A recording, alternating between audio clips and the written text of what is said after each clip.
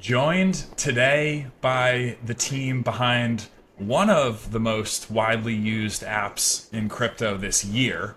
They will support Monad from day one on testnet and beyond, including a custom built special experience for the Monad community of users.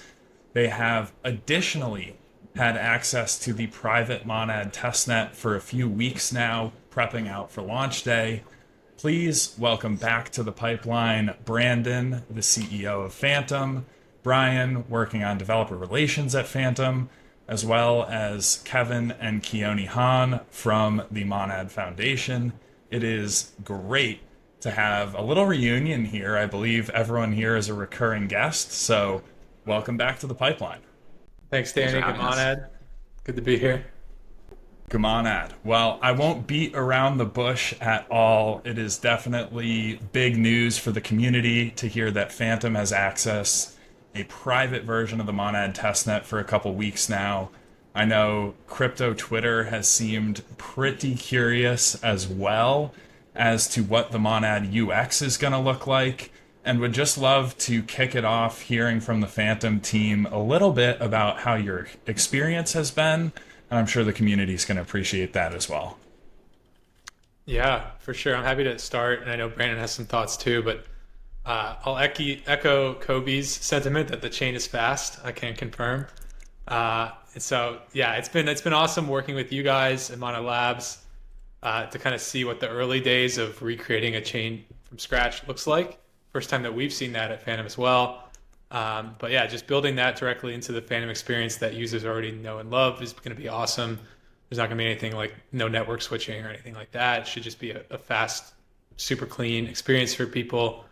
And then just real quick, I'll plug it. I'm sure we'll talk about this, but just working with the Monad native teams during this time as well has been really awesome. Just the fact that it's this composable L1, I think brings a lot of really cool characteristics of just working with others that we can dive into. 100%. Absolutely. It's super exciting. I'm super excited. I've got my Phantom wallet more than ready to go. We've been creating some tutorial videos to get the Monad community ready as well, on the off chance that there's anyone out there that has yet to use Phantom and experience that firsthand. Would love to throw a similar question over to Keone. With Phantom really emerging as this leading product for onboarding new users to crypto, what does it mean for the integration with Monad Testnet to be live from day one? I think it's really quite special. I remember when Phantom first launched in 2021, it really was a game changer for Solana, and a lot of folks, like their first wallet was using Phantom. It really just set a standard for really smooth UX, really thoughtful UX with respect to allowing users to have a lot of different wallets and manage all of them really cleanly. A lot of the effort that went into hiding spam tokens or hiding spam NFTs. I remember the days of scammers dropping a bunch of NFTs with images that just say like, go to whatever Christmas.com. Christmas tree NFTs, yeah. Yeah, exactly. It's just like all these crazy things that you don't really think of in an environment where gas is much more expensive, but which are just much more feasible attacks when gas is a lot cheaper. And it was just very clear from day one using Phantom as a user in 2021 that your team was really thoughtful about how to give a great experience and protect people and adapt to an environment where gas is much, much cheaper, which ultimately is, at the end of the day, it's really great when gas is really cheap for end users, but it brings these new considerations. So yeah, in summary, just really have been a Phantom user for a long time, and our team is really excited to be about the fact that Phantom is going to be live on day one of Monad Public Testnet, enabling a really smooth experience for many users. Awesome. Yeah, thanks, Keone. Yeah, I mean, I think for all the reasons you mentioned, Phantom and Monad are a perfect match in a lot of ways. Where, when I was using the testnet and doing some transfers and using a couple of the advanced features, yeah, it really felt like it really reminded me of early Solana. Basically, it's snappy and quick, and just sort of how really what ETH mainnet was supposed to feel like, I think. And so, yeah, really excited to take a lot of the learnings that we took from exploring how like a real fast and cheap ecosystem develops, and applying those same learnings to Monad. Yeah, it makes me think of like the early Solana days. My first wallet was Solid, I believe. Oh, gee. It was it The UX was something. It left something to be desired. And then I remember using Phantom. I'm like, all right, this is a million times better. Very excited you guys built that. There were similar things happen with NFT marketplaces early on. There's like Solana Art or Solana as the Magic Eden came out and just made the UX 10 times better right off the bat. And in my opinion, had like a really outsized impact on adoption of the chain itself. And so, Keone, maybe I'll throw this question to you, but Brandon or Brian, if you guys want to opine on it a little after as well, you're more than welcome. But yeah, the UX of a chain seems to be pretty important, and the chain itself doesn't really have a UX, right? Like dApps really create the experience that a user ends up experiencing, for lack of a better word. But yeah, how do you think, or do you think UX can make or break a chain in terms of adoption and usage? And then are there any other characteristics you think are also important in that? Yeah, I think that there's a huge opportunity over the next couple of years to onboard many multiples of the current user base in crypto right now. And that can only really happen if we have really smooth overall user flow from the process of onboarding assets or onboarding data, signing up, creating wallets, all of that, and then the applications themselves as well. I think that some of the things that we're working on here at Monad are a start, in particular the throughput and low gas fees. But then there's the quote unquote last mile is really the most critical one in terms of the user onboarding and interaction, the process of creating a wallet, the protections that the wallet offers with respect to user safety and identifying issues. I think it is really the make or break for onboarding people that are not very crypto native, because it is tough for new people to learn. The learning curve is very steep. Having to understand the seed phrases and private keys, and having to back up keys in a secure way where they won't end up getting hacked. And there's just really a huge need for that last mile. Yeah, 100%. Couldn't agree more. I'm sure we'll talk about this, but it's influenced us too to make changes as we've built and scaled Phantom. We're now actually the default way to onboard a Phantom. If you're a new user, you can use Google and a 4-digit PIN, and there's a whole novel auth mechanism we had to build, and the self-custodial storage and Shamir secret sharing of all that, which we can get into. But yeah, I mean, we're seeing an influx of new users now that really it's exciting. We've thought about this for a while. Like, there will be new waves of users coming in, and when these users come in, they don't know what a seed phrase is. They don't necessarily care or have time to learn. They're there for a moment of time, and it's the wallet's job to not only onboard them, but to keep them around, to retain them in an ecosystem. And that kind of makes or breaks, I think, the early days of a chain.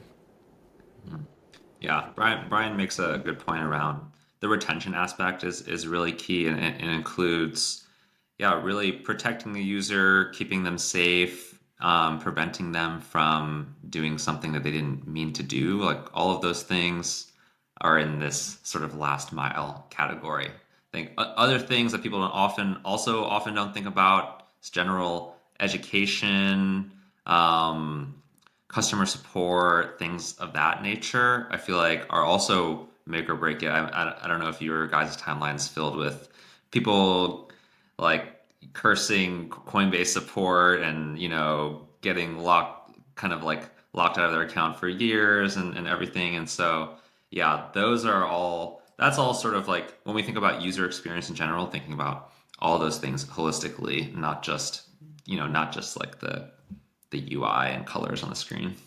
I just feel like the launch of a new environment is a huge opportunity to, I don't know, like people are excited about the new thing. They're excited about um, new technology getting displayed for the first time. Um, I think from our side, we're thinking a lot about how we can onboard a lot of new users into the space, and the launch of a new environment is really a huge moment, huge opportunity. I think that Brandon, your point about retention is really you know, something that I take to heart, because I think it would be a pity to have that opportunity and then have people like either bridge over, create a new account, and then try things out a little bit, and then um, not ultimately return week after week or day after day. So that's, it's just at a very high level, like we're thinking a lot within our team about all the different ways that we can make sure that we offer enough value to end users so that they keep coming back day after day. And that's an orthogonal point to the point of the actual onboarding flow and the um, yeah, private key securing and so on. It's like new experiences and honestly, like the fun of the community as well, like the incredible energy that the Monad community has demonstrated every day up to now is something that we want to have be like a special part of the user's journey when they first onboard on a Monad. It seems like, or at least from my experience and people that I know that are or tend to be power users in crypto, wallets are pretty sticky, right? Like you create a wallet and then you just kind of end up using the same wallet, even if there are other companies creating better features or different versions. For whatever reason, you just kind of want to keep the wallet that you've always used. I mean, we've seen that happen, or we've seen that lead in crypto to teams kind of getting complacent, right? They tend to win a market. Everyone just sticks around. You don't really have to innovate to stay in the lead. But at least from the outside, it seems like Phantom has done the opposite of that, right? Like you guys have a massive part of the market on Solana. And then as meme coins really over the last like 8 months have become a thing that just users are super interested in, they're excited about. Or you've seen Phantom launch a ton of different features. Like I know whoever's running the Phantom Twitter account adapted immediately, created a ton of branding and awesome content around just like what the market was excited about and what people wanted to use and trade. Yeah, I think if you guys could talk a little bit about that, right? Like in a vertical of the industry that tends to move slower, like you guys have adapted extremely quickly. Like, do you think that that's an important part of, running a wallet company? Or like, how have you guys thought about that internally? Because I think like everyone would agree that you guys have crushed that side. Like you're crushing the Twitter front. Everyone talks about like Phantom mobile wallet as the way that they're touching a lot of these coins. So Yeah, well, good question. There's a lot to unpack there, quote unquote. But in general, I'd say, you know, the dynamic nature of crypto is part of its nature, and it's the crypto is part this ever changing alpha seeking game in which there are metas that develop and rise and fall, etc. And so that knowing that and being able to deliberately sort of play around that, so to speak, is kind of a big part of, I'd say, why we've been successful. Making sure that when we're building things, that we're always building things in a way where we're sort of thinking these primitives first that can always be sort of transferred depending on the different things that pop up in crypto. And so, yeah, just focusing on the fundamentals, user security, safety, those types of things, of course. But yeah, I think one of the superpowers of the wallet is sort of being able to kind of play to any trend that emerges, and also just knowing that like there is going to be a different flavor of the month or year, and that's sort of the nature of the game. Yeah, I think the only thing we'll add to that is like pretty early on in Phantom's life, like we made a bet on Solana as the first chain because we saw Solana taking a lot of pragmatic decisions early on that we agreed with, but maybe were contrary and seemed like an outsized opportunity. And I think we get the same kind of vibes from Monad now. But as we all know, Solana went through kind of like a real period where it was tested, and particularly the community was tested. And I think the people that stuck around Phantom like had this vision of what we could build, but it was a bit of this like only the paranoid survive mentality where we had to, it was not a given that we could just not innovate. Like you said, Kevin, like we didn't have all these users like we had today. We had to keep shipping, improving value, and in particular, building in a way that was like solving core current user needs and trying to make their experience better. And so I think that kind of became part of the company DNA in a way where it's like you don't take your foot off the gas pedal. Like it's not, you're not going to just necessarily be able to coast the whole time. So at least that's been my experience. Yeah. Yeah. One more thing that reminds me of, I think, well, complacency in general, I think is actually a feature of the ETH community. I think that it's not necessarily a vertical more than that's sort of like an ecosystem wide issue.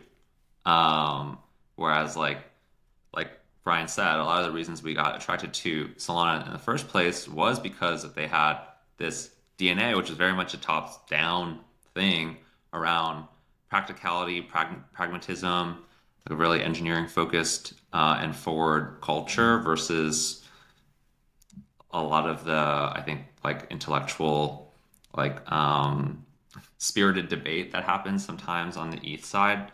And so I think that's an environment that actually forged us as well and like forced us to continue to innovate, continue to compete. So there was always there's a healthy number of very fierce competitors on Solana, and so yeah, and like Brian said, I think we see a very similar DNA in Monad, and so I think that gives us a lot of hope that the ecosystem has what it takes to kind of survive some of these earlier stages of crypto. No one knows exactly how everything's going to shake out, but it does require some grit and kind of practicality to get through.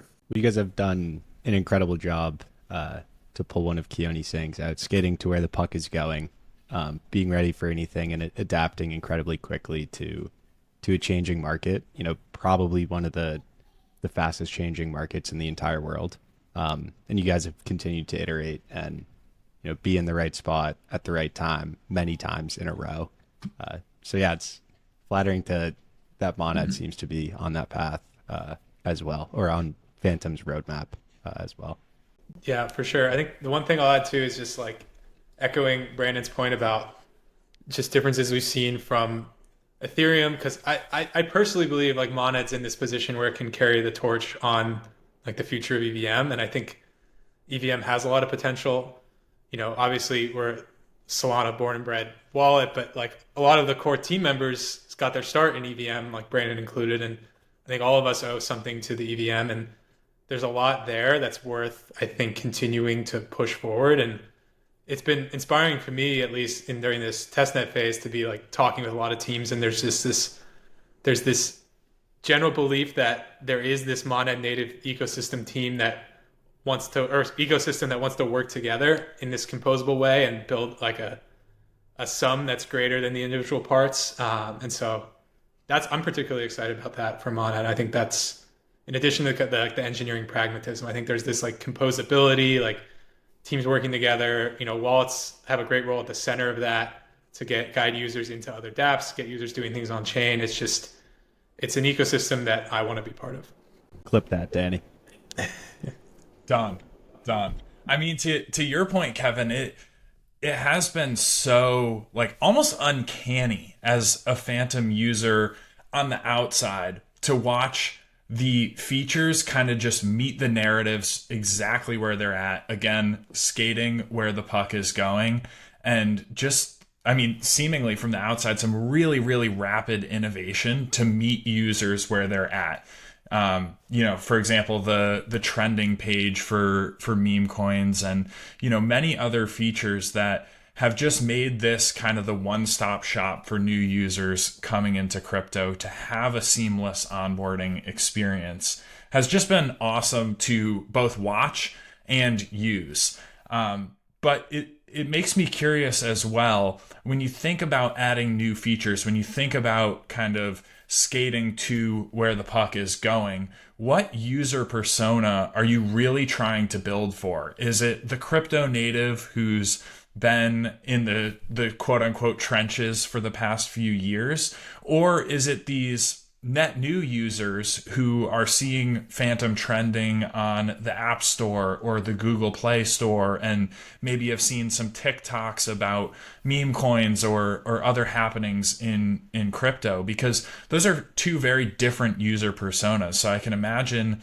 as, a product team, it's got to be somewhat difficult to cater to both types of users. And, is there one that you value more than the other? Or curious to hear how your team thinks about that. Well, yeah, in general, I'd say we probably err more on the side of the net new users, the mainstream users, and trying to really imagine like, hey, the net new person who is deciding to download, like, get into Robinhood versus a crypto app or etc. Like that type of folks. And I think it is a balance because we do have a fair number of power users. I'd say there's often sometimes a conflicting of like power users and developers. Also, I'd say like we also aren't necessarily a super developer focused tool or wallet either. In general, we want to take the things that power users have sort of loved and discovered to do and sort of the best of the ecosystem and package it in a way where it is palatable for the mainstream and appropriate for like those folks who are typically onboarding to Robinhood, etc. And so that's generally the way we think about it. But it is a little bit of a balancing act as the kind of trends and waves ebb and flow. Yeah, for sure. I think the trending token pages is like one of the best examples of that, where it's very clear that the meta is trading meme coins, and it's like, how can you trade faster, trade better? But I think there's this whole other element of like, how do you even discover meme coins? And we found that a lot of things that are maybe one step removed from the user can become pay to play or botted. But I think wallets sit at this really interesting place where you have this direct relationship with the user. We try to think about like, what are our jobs as a wallet? One of them is helping users find things to do, tokens to do, and how can we play into like unique strengths that a wallet has, where the trending list on Phantom is purely based on aggregate user activity. And so you're seeing different tokens than you'll see on other platforms, but it's because that's what maybe that all the users who are downloading Phantom because they saw something on TikTok are all rushing in and buying this one token. And it kind of becomes this bit of alpha that's really fun to work with. Do you guys think that there needs to be a lot more done in order to attract more people from TikTok into crypto? Or is it like we kind of already, people are already sufficiently motivated where in the same way that like in 2020 or 2021, like tons of people were downloading Robinhood for the first time and like trying things out. Like, I'm just curious how sort of, if you had to like measure how far along we are with respect to like solving the various problems related to onboarding and related to user retention, how far you think we are. Um, well, yeah, I think onboarding has always been, I think people like when they're sufficiently motivated, they tend to get through the seed phrase thing. I think it tends to be like this security or like retention issue later where they lose it or they can't back it up or it gets compromised or whatever. I think on the onboarding front, on ramping is still a big issue that remains like sort of like an international coverage issue as well as like the card rate, acceptance rates, etc. I think there's still a decent amount of work to be done there. But yeah, we just introduced, and Brian can speak more to it, but we just introduced this social login feature on Phantom where you can OAuth into the app using just your Gmail or Apple ID. And we actually, yeah, have seen like a tremendous uptick in that being the main option that actually people use to onboard now. And so I think we're actually getting pretty close, honestly. I think the other big part of the trends all coming together now is the underlying blockchain technology not being there yet for a mobile specifically audience because ETH L1 and even L2s I think still are pretty cumbersome to use like in this mobile form factor where you expect things to be very quick and snappy and just more fleeting. So I think from a sort of back end quote unquote infrastructure perspective, I think we're pretty close. Honestly, I think especially with some of the social login stuff. Yeah, that makes sense that mobile you would really need to get the timing right because people have to like, if you're on an app and then it gets stuck because it's waiting for transaction to process, it's not like you can go look at a different window that's on your screen as well, or like switch tabs like using keyboard shortcut. You have to actually switch, and you might never come back if you switch. So, yeah, that makes total sense. Yeah, I echo everything Brandon said. I think, at least from our perspective, like, yeah, there's definitely work to be done on the onboarding still, like imagining that, like the Google unlock's huge, the signing with Google, but you can imagine just like Venmo, like on-ramping and off-ramping one day. We want to build that. But I think where we sit, the retention problem is almost bigger. Like, I think Phantom's been downloaded something like over 30 million times in its lifetime. And it's like a bigger question of what brought those users in and how can we get them checking their wallet every day, like I'm sure all of us do anyways. And trying to just uncover like what is going to bring a user back in a way that's actually meaningful and habit building and bringing them into crypto is like more of a part of their everyday life. That's a really interesting and hard problem, but I think that's like the next big frontier for wallets to figure out. I'm curious, what is, like, as much as you can share on this internally at Phantom, what does the process look like when you're considering adding a new feature or implementing a new feature? Because like we've talked about, the narrative in crypto changes really, really fast. You have people coming in one week for a very specific reason, and then the next week, nobody's talking about that. As the team that's working on the product itself, you have a limited bandwidth to add certain features. So, are you like trying to predict a month ahead, a couple months ahead as to like what people are really going to need at any given point in time? Or how do you think about, adding features that are meaningfully going to move the needle for new users, as it's clear you guys have over the past few months and beyond? I can take a first stab at this, and then, yeah, Brandon, feel free to chime in. But in general, I think we try to not predict like this is going to be the meta. It's more like we try to think what are our users choosing to use Phantom for? And there's this framework like jobs to be done. It's like your users basically hire your product to solve certain jobs. And for a wallet that has some like very blanket jobs that tend to actually be relevant regardless of what the meta is. So it's like, viewing balances accurately, your portfolio holdings, be able to send and receive well. But then just this general element of like discovery as well as I think is something that we've really leaned into that applies to a lot of different metas. And starting from there and trying to figure out goals of like, where we actually want to be a year from now in terms of overall usage, and then what are the core things that are like a job we need to do now that's either not working or not working as well as it should.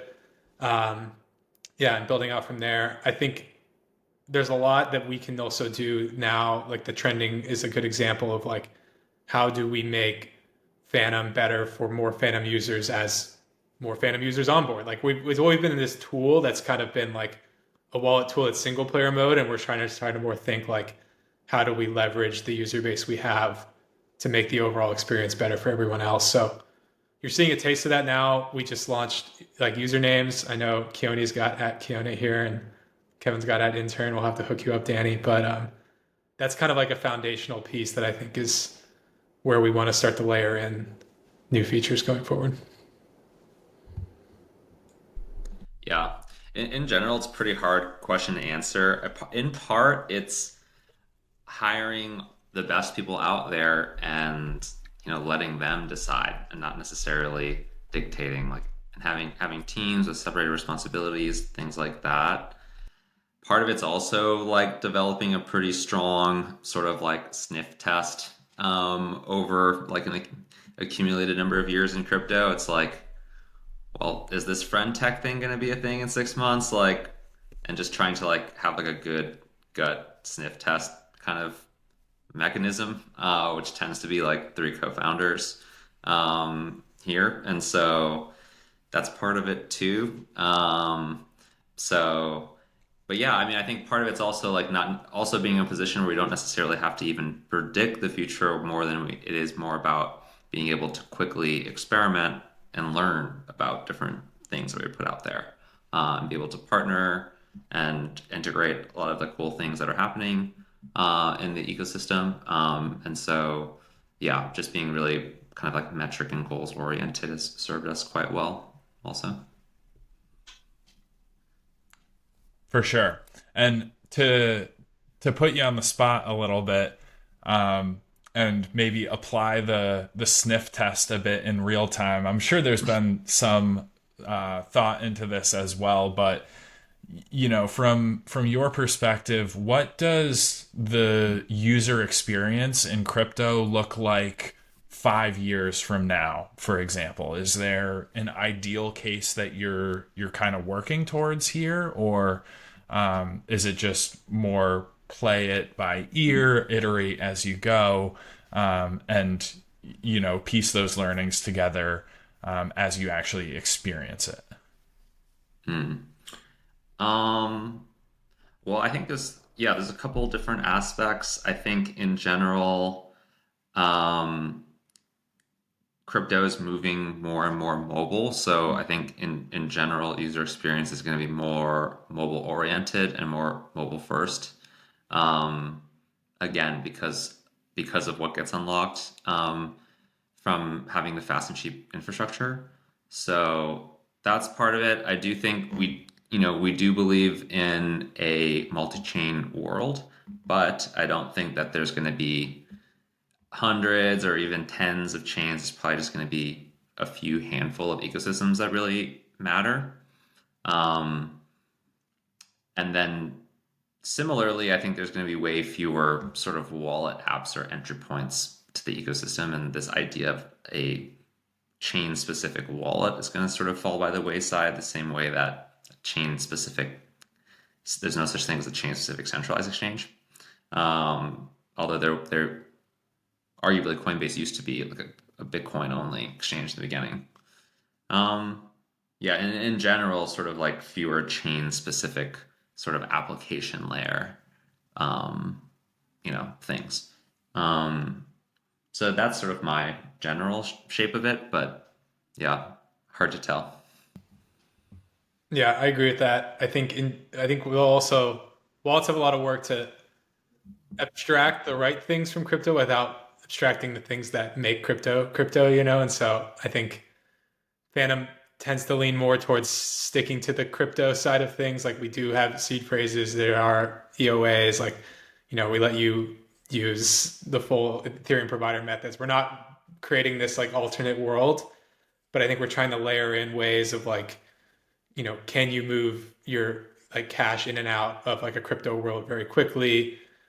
Can you have like an experience that you can find your friends or find people that matter to you in a way that's like a username that you're familiar with? And then if that's a primitive, what experiences can you build on top of that? I do think like social is going to be very important 5 years from now, but maybe not in the way that people have thought about today. Like it's not like there's going to be like a Twitter clone where you're like, just somehow in crypto. It's kind of more like there are all these nodes in a crypto network participating with each other that we've kind of built, and we're going to build our own like very crypto unique concept of a social network around that, I think. And I think it's going to be really hard to predict, but it will definitely be entertaining. That I know for sure. It reminds me, I don't know if you guys have seen the show Silicon Valley, but there's this bit, it's about like 2014 to 2017 era tech startups. They're like, every pitch involves like mo lo so or so mo lo, and it's mobile, local, social. And it's just funny that it seems to be like a common thread of what users actually want in their experience. But just seeing you guys are like, look, crypto is becoming much more mobile. We're building out the social side. Just some common threads of what users tend to look for. And it's almost like crypto is maturing into this era where you're coming to meet the users on what they want now instead of extremely high friction ways to interact with crypto. Yeah, love it. We're not the Pied Pipers, I'll say that, but great reference. This has nothing to do directly with either Phantom or Monad, but it's adjacent to each, and we've been talking about popular narratives in crypto, and definitely have some very smart folks on this call. So I figure it's worth asking to get some takes on, and that's AI, which has obviously AI and blockchain together have become a major talking point lately, particularly in the past month or so. It was definitely a buzzword of the past year, but I think for most of 2024, there wasn't much substance or understanding behind how this could be applied, what AI and blockchain together might look like. So I'm curious if anyone on this call has specific thoughts as to what the future of AI and crypto might look like, whether that be use cases, exciting unlocks for products, for communities, etc. Yeah, there's a lot of different places where AI and crypto intersect. And I think when you say that, a lot of people, their minds jump to different areas. But I think one cool area that I think people don't necessarily always think about, and I don't even know if blockchain is necessarily going to be the tool that solves this, but I think AI models will probably have somewhat of their Napster or LimeWire moment where you kind of have a lot of the sort of like mainstream models that prevent against, they have content moderation, prevent against, DMCA usage of certain content and all of that. I think you'll probably see some tool that tries to break out of that by preventing sort of the pinning of breaking those rules on one person. And I think that's probably going to emerge as something. I don't know if a blockchain necessarily versus some other censorship resistant tool. So yeah, I think that's interesting. Obviously there's the AI agent stuff as well. Agents roaming the world, paying with stuff using crypto and things like that. I think that's very natural and makes sense. So yeah, I think those couple areas. But Yeah, I feel like you could go back and read some of the early thought leadership on DAOs, like from the last cycle. I've seen, this wasn't my idea too, but like I do like this framing of we were too early to like embrace the idea of a DAO, and autonomous is very important. And what a DAO ended up being was like a bunch of people in a Discord essentially running something. But now you actually have the means to have something being automated all the time, and then humans can just kind of provide like support where it's like maybe like a recalibration, redirection, or funding for some initiative. I mentioned the social piece too. I think there's like a world where, like, I mean, all of us spend all our day like opening crypto Twitter looking for like something, basically like a form of like crypto related content, but it's a very manual process now where people are tweeting and sending things out and you're scrolling. And I could see a world where like AI basically streamlines that and is maybe delivering you like summaries and contents of things to do on chain, and you'll be able to take actions directly based on that. Um, I'm excited for that kind of stuff to be explored. But yeah, I'm curious, you guys, what do you guys see from your, because you guys have an interesting seat as an L1, seeing just a lot being built in general. I don't know, Keone, if you can share any alpha of stuff that gets you excited. I feel like my brain is very smooth right now with respect to the AI, like what it'll end up looking like.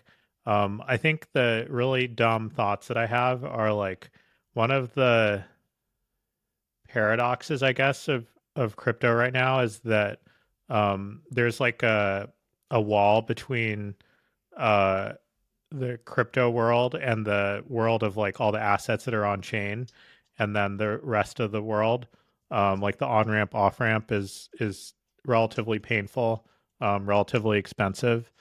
But then I feel like AI is very much on the side of the wall that's crypto. So like because an AI doesn't have like expenses really, or I guess the only expense is related to training. Um, so if that could move onto the side of crypto as well, then it just feels like you could have a situation where like there's a significant part of the economy that's actually moved across the wall to the crypto side, which then I think really would allow that usage to take off. And because there's no longer like this problem of having to bridge funds like from traditional finance to DeFi. Like everything is just in DeFi natively. So I think that's like one reason for me why AI directionally seems very aligned with crypto. The exact details of the business models that are driven by AI, that are dependent on a certain amount of compute power, the business, like the logistics around the cost of training and paying for resources and so on. Like a lot of those logistics are still things that are unsolved right now or undersolved. But I think that if you start from the premise of like the more things that move on chain, it doesn't have to be crypto or AI also. Like it could also just be that like if more businesses move to be on chain, then the people that are consuming the services that those businesses offer, it can pay in crypto, and then you also sort of remove this acute problem of like bridging on off. Um, but yeah, I think that it seems inevitable, although the exact path is still uncertain, which is what, creates a lot of opportunity and excitement. Yeah, I think I have actually a pretty similar view on this to Brandon. Um, there's a lot of cool characteristics of crypto, where you have like 24/7 financial markets, which enable speculation. You have digital ownership, trustlessness, instant cheap transactions around the world, censorship resistance. I think probably censorship resistance is the one that gets tapped into for AI first. It's been massive for the last 2 years, like censorship and large language models. There's a lot of power that big firms can wield in the world by combining those two. And I think the more that they lean into that, the more that running something in a censorship resistant way will be like attractive, or end users will look for that. So that's probably the trait I think that gets picked on first. But there's a ton of different ways that they could overlap, right? Like people always talk about AI agents using crypto to pay each other. That actually seems like it is reasonable. We're seeing it a little bit right now. I don't know if it's, creating value for society in the way that people think new tech does. But they are using crypto to pay each other. But yeah, I wouldn't be surprised if you see, like uncensored LLMs, and they use blockchains to make sure that like no one can shut down a central server. That seems like probably the first thing that goes viral on the internet, and people start saying crypto is gonna, I don't know, ruin the world, or some people think it's great, but it will certainly be loud, whichever direction it goes. Yeah, I could see this world where I feel like when AI agents are using APIs and things of that nature, it really breaks down once those APIs you need to start paying for them. And so maybe one of the first things to break down is like you can start paying for paid APIs by paying really frictionlessly sending crypto to an address or whatever, and sort of buying credits in that sort of way. And I could see sort of like that starting to develop first, and like businesses starting to take crypto like through that, and like Keone said, just more of that, just in general, just transitioning more over to this sort of crypto to crypto peer-to-peer world. And once it becomes more apparent, well, it becomes apparent to AI agents that the easiest way to access and get things that they've done is actually by sending crypto to different areas. So yeah, that'd be cool. Yeah, it'll be interesting to say the least to watch this play out, and probably pretty entertaining as well. But we are here with the Phantom team. You guys are at the forefront of onboarding thousands, if not millions of new users this year into crypto. I personally have gotten many a text message over the last few months asking for some guidance, how to get involved into the space.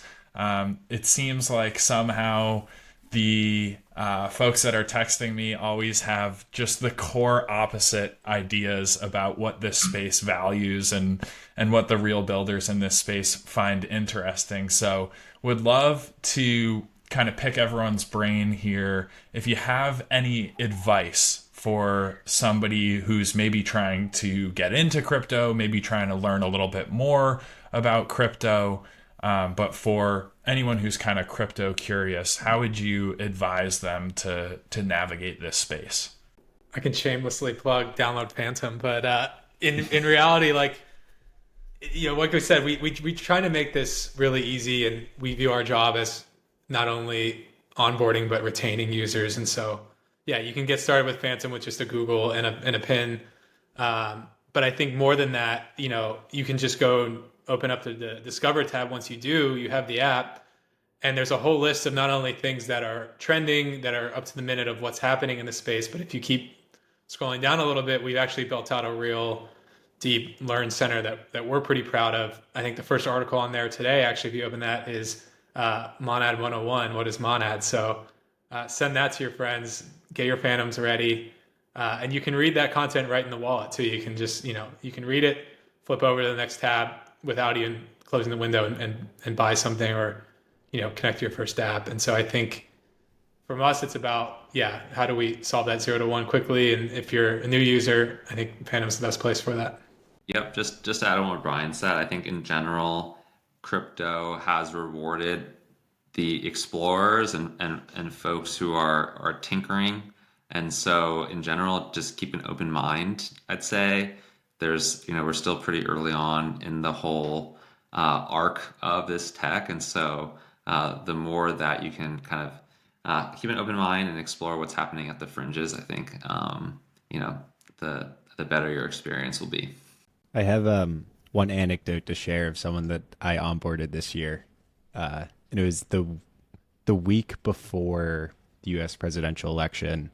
My buddy pinged me and was like, hey, is Coinbase the best place to buy Bitcoin? And basically went through and I tweeted out like, hey, what should I tell this guy? And a lot of the comments were like, have him download Phantom. Like, that's where everyone's trading. And so I did. And then 1 week later, he texts me. He's like, how do I buy Peanut? Right, the squirrel that kind of went viral. And so I helped him out through that. And then 1 week later, he texts me. He's like, dude, and just send me a picture of the chart. And Peanut was up like, I don't know, some ridiculous percent, like 1,000x in a week or something. And so that, that's user retention. There's no way he's using anything besides Phantom ever again after that experience. But it's word of mouth marketing too. There you go. Spreading that, well, it's the easiest thing, right? Like Phantom's like, awesome UX, very easy to onboard. It's a thing that people are like, hey, I'm looking at crypto, what should I do? And download Phantom has kind of become, uh, ubiquitous advice, I would say. But I don't know. I used to give this piece of advice, which I don't think I've given on the pipeline before, and maybe it's less true now than it was like, 4 or 8 years ago. But if you're looking to get into crypto, I actually recommend buying first and then doing research later. Which sounds like it's bad advice, but I promise I'm saying this with the best of intent. But I just feel like once people actually buy like Bitcoin or some Ethereum or Solana or something, once you have skin in the game, you're actually, if you go and do research, like you are much more, you learn much more effectively, I think. Because like you own this asset, you're like, why is this going up and down? What's happening? And then you go and dive in and kind of learn the differences between the assets. I don't know if that holds true now in like the meme coin era. Like maybe actually do a little bit of research before just buying a bunch of meme coins. But for major assets, if you're trying to learn what the crypto industry is about and what is important, I actually think like buy a little Bitcoin, Ethereum, see what's going on with it, and people just tend to learn much faster that way.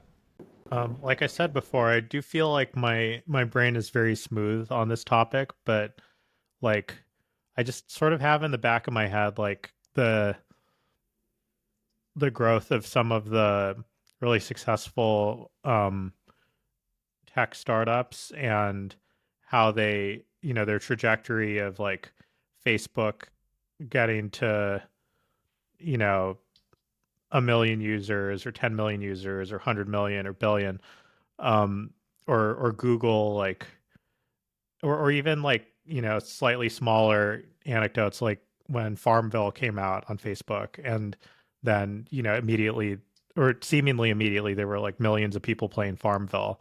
Um, like for me, it's a question a little bit of like user discovery and um search, I guess. So I'm sort of curious if you guys have thought about like what it means to be the Google of Web3.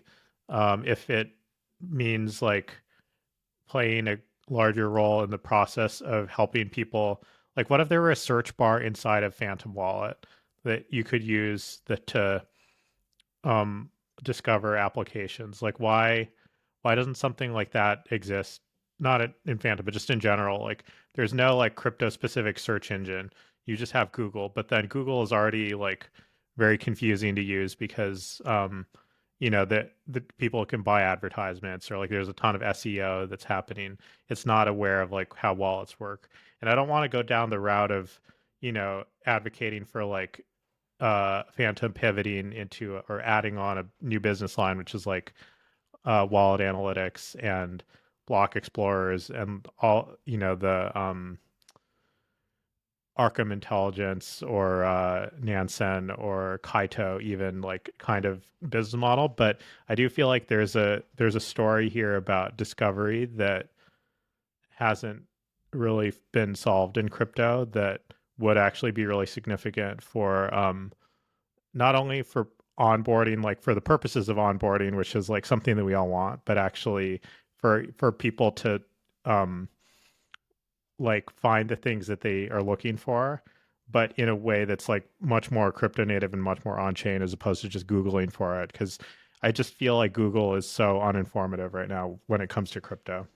Totally. I think we're totally aligned. I mean, we're working on a lot of that kind of stuff and infrastructure. I think the bottom line is that it's just a very difficult problem, and it is a data infrastructure endeavor as well as data liveness problem as well, especially on Solana when there's literally thousands of tokens being pumped out like a minute or whatever nowadays. That's sort of the state of the art. And so, but yes, I think that's generally right now it's quite difficult. The whole job to be done of discovering what to do is quite a fragmented thing where people there's Dex Screener, there's just Google, you mentioned there's CoinMarketCap, there's Telegram groups and things like that. And I think there is an opportunity to bring that all together in Phantom for sure.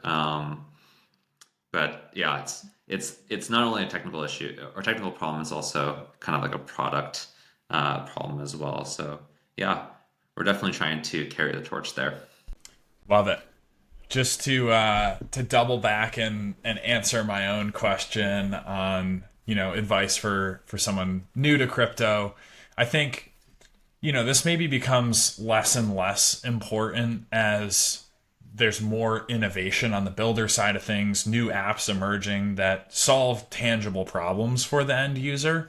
But one thing that's always been really helpful for me is the community element. Like if you're doing something alone, it's much more challenging, much more frustrating, much harder to stay motivated and stick with it. Whereas if you're doing something with a group of friends, a group of like-minded people, it becomes much easier to stay committed to anything, even if it's just like going to the gym every morning. If you have a buddy that always does it with you, then it's much easier to stick with it. So joining a community when you first come into crypto, I think is really, really impactful, and it can be challenging as well, because if you've never been in the space, how do you know which communities are high integrity as opposed to which ones are going to cost you your shirt. But even if you're coming into crypto with a friend group, I know Kevin brought me in a couple years ago into a group chat on iOS where there's been daily conversation about crypto in some form for, I think, at least like 3 or 4 years now, maybe even longer. And just kind of having this group of people that you're in it with, you're exploring with, you're sharing your learnings, they're sharing their learnings, the highs and lows, just makes it much easier to ride those highs and lows. So that would be my tidbit for the community. So we do have one final question we like to ask every guest that comes on the pipeline. It was shamelessly ripped from Up Only, RIP, the best podcast in crypto, but it's called the Final Alpha. And you guys have been on the show before. You're probably aware with how this works, but I tend to ramble a little bit to give you guys a little bit of time to think potentially about your answer. So the Final Alpha, it can be anything, right? Hopefully it's a piece of wisdom or advice, but it could just be like a short sentence your grandmother told you when you were young and you've kept it, to heart. It's something that you think is important that would be a good lasting thought to share with the listeners. Could be about health, wealth, wisdom, really anything that you basically just want to leave as a lasting impression. Hopefully so that the listeners come away with either one piece of entertainment or maybe a piece of wisdom that they can apply to their own lives.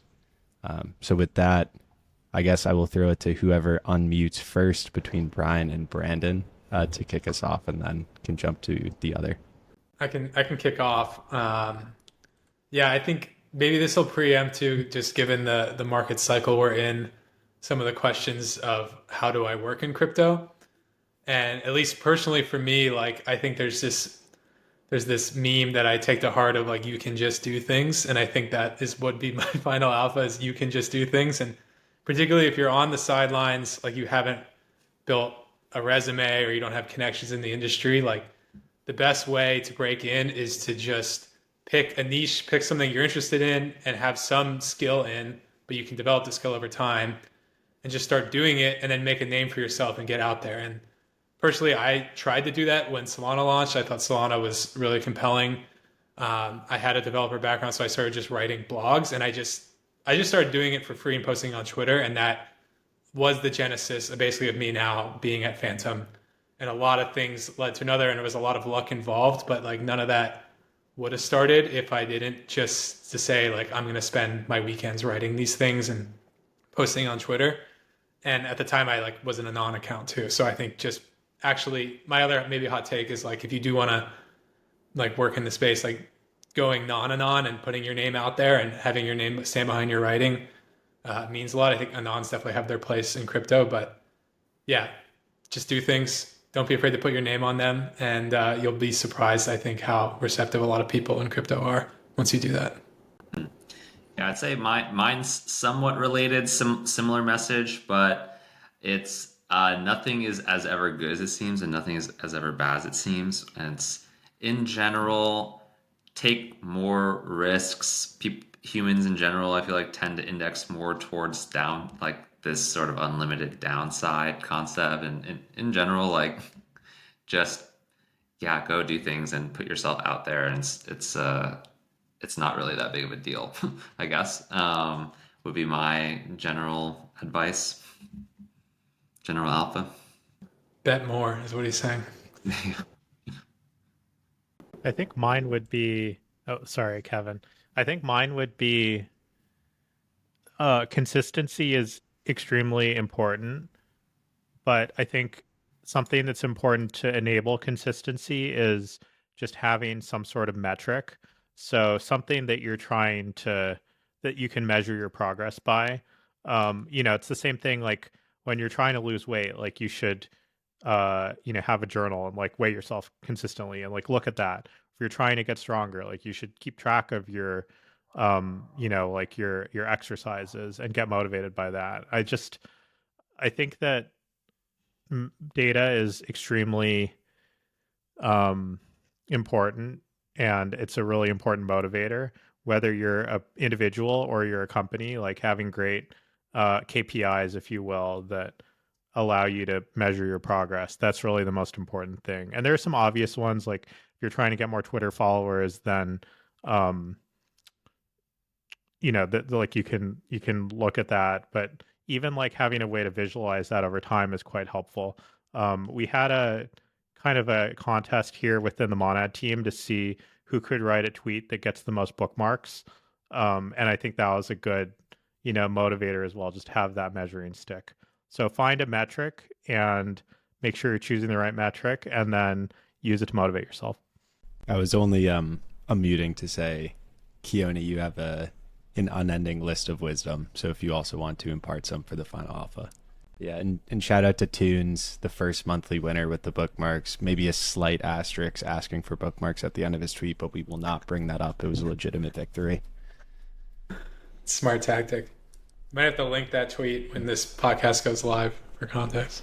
We'll put it under. He'll get even more bookmarks. Yeah, exactly. Some well-earned bookmarks. Well-earned bookmarks for sure. And that was a fantastic round of alpha. Honestly, I feel like this entire last hour has been final alpha. It's been great to hear from Brandon and Brian as to what's been going on behind the scenes at Phantom, getting ready for the Monad Testnet. Phantom will be live from day one on the Monad Public Testnet. I know we have the entire community looking forward to that. I'm looking forward to that. So really, really excited and really appreciate you both taking the time to chat with us today. Lots to look forward to here. So again, appreciate you all joining and looking forward to getting hands-on very soon. Likewise, thanks for having us. Always great to talk with you guys. And yeah, 2025 is going to be a big year. Lock in. Yeah. Thanks for having us on. Happy holidays. Yeah, same to you guys.